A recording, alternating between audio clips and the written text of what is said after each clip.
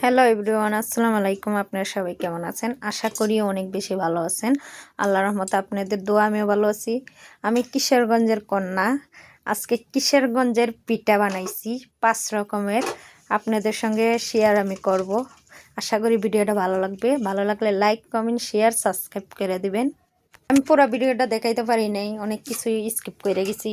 এখন ভাবলাম কমপ্লিট হয়ে গেছে, এখন আপনাদের সঙ্গে শেয়ার করি। কেন যেহেতু আমি একা একা ভিডিও করি, আর এগুলো বানানো হয়েছে বানানো একা না, আমার আম্মু ছিল, আম্মু আর আমি এইগুলো মূলত বানাইছি।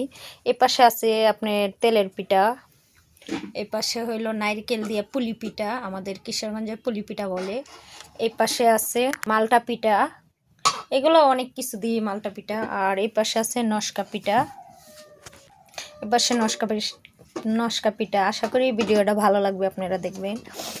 আর এই পাশে আছে মশলা পিঠা, মানে 5 রকমের পিঠা বানানো হয়েছে। আজকে আমি 5 রকমের পিঠা বানাইছি, এবং একা একা ভিডিও করি তো আমার সম্ভব হয় না সব কিছু দেখানোর, আর সবসময়ও করি না।